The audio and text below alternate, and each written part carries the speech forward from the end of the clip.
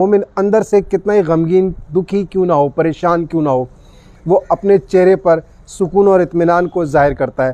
وہ ہمیشہ خوش رہتا ہے، ہمت اور حوصلے سے کام لیتا ہے، کبھی دل نہیں چھوڑتا، کبھی دل چھوٹا نہیں کرتا، کبھی شکوہ اور گلہ نہیں کرتا۔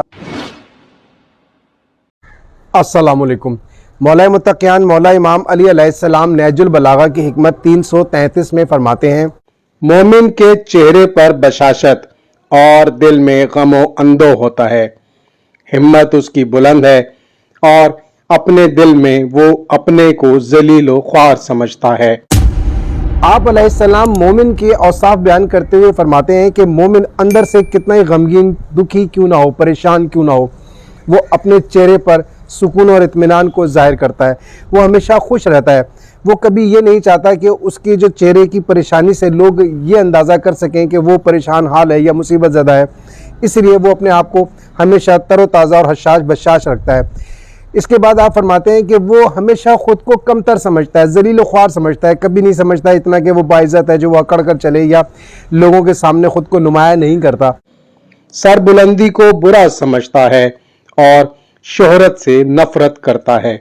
وہ ہمیشہ سر بلندی کو برا سمجھتا ہے، وہ یہ نہیں چاہتا کہ لوگ اس کو زیادہ عزت دیں، زیادہ احترام کریں، اسے کہیں اونچی جگہ پر بٹھائیں، اس کے آگے پیچھے پھریں، یہ اس کی کوشش کبھی نہیں رہتی۔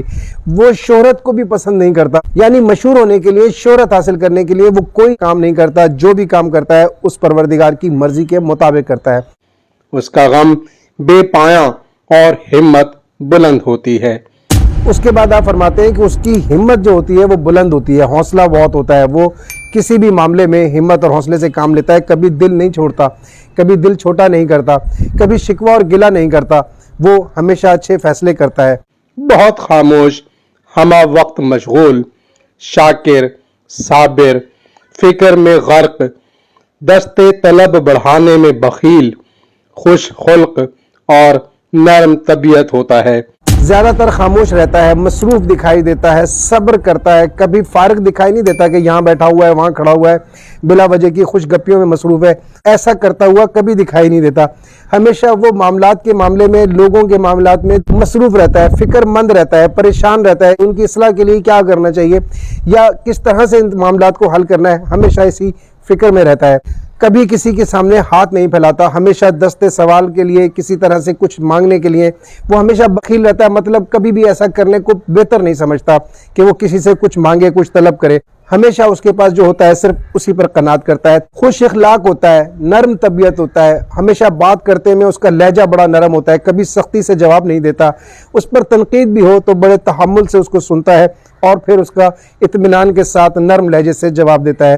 اور اس کا نفس پتھر سے زیادہ سخت اور وہ خود غلام سے زیادہ متواضع ہوتا ہے۔ اس کا نفس جو ہوتا ہے وہ پتھر سے بھی زیادہ سخت ہوتا ہے، اسے کبھی پگھلنے نہیں دیتا، اس پر گناہ کبھی اثر نہیں کرتے، اس پر خواہشات کبھی غالب نہیں آتی۔